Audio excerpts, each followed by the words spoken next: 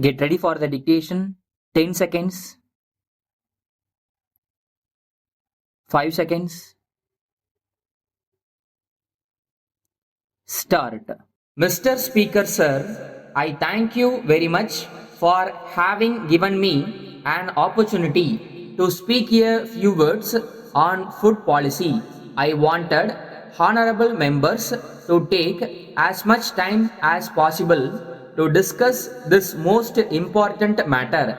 My colleague, the finance minister, gave a very good account of the situation yesterday and made clear the basic policy of the government.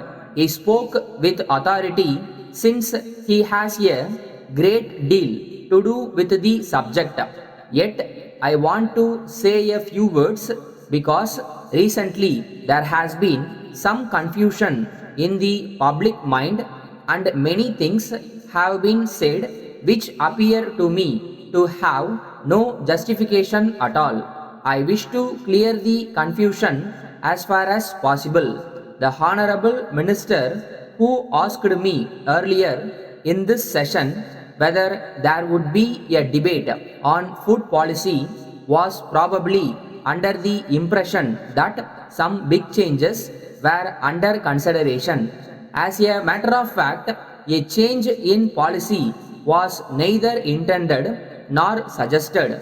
Certain minor changes are certainly contemplated, but they have nothing to do with the basic policy that the government has attempted to follow in future. I am sure the House will realize that during the last few years, the Food Ministry has had to face very difficult problems.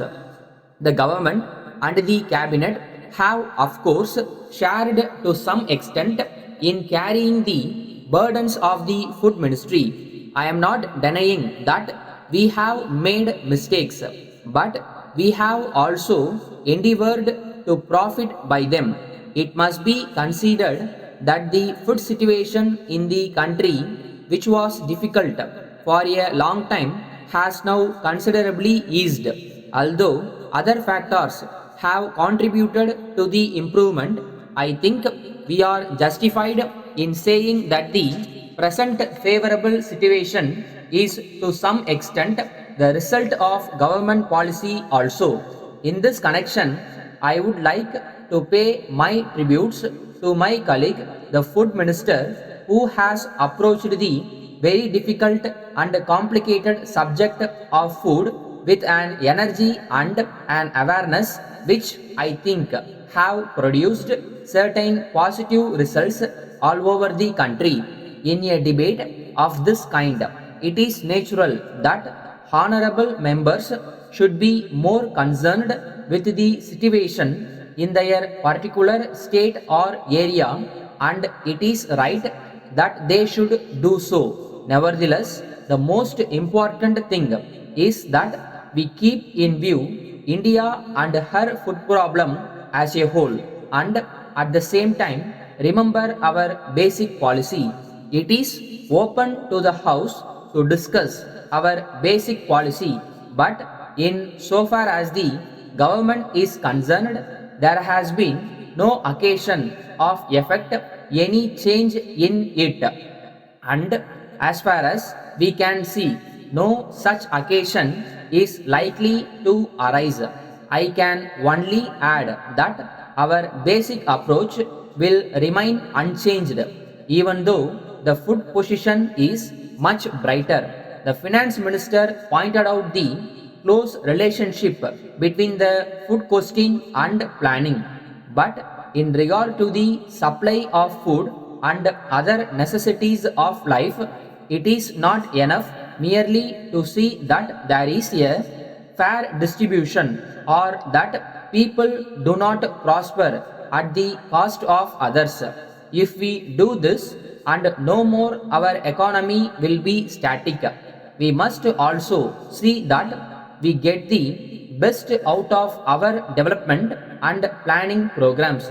For instance, if there is a surplus of food in the country, we would naturally like the nation to be fed more adequately.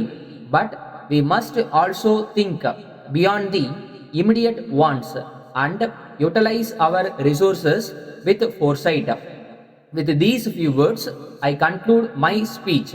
Letter from Messrs. George Brown and Company, Bombay, to Messrs.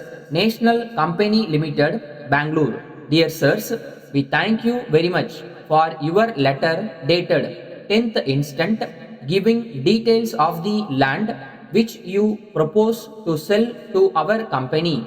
As you are aware, we are the leading company in this part of the country engaged in the manufacture of latest designs of household furniture. We have got several branches all over the country and in some of the foreign countries also. We intend to expand our business activities in India and in other countries.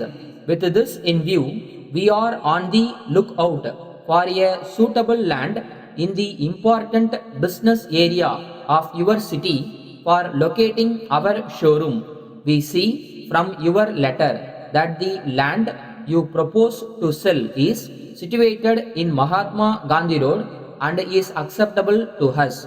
Our engineer will be visiting Bangalore in the course of the next few days for the purpose of valuation of the property.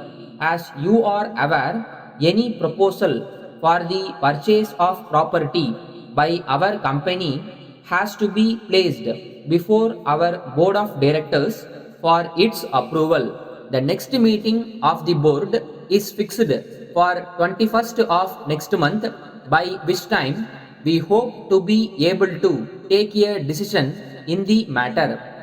The decision taken by our board will be duly communicated to you immediately thereafter.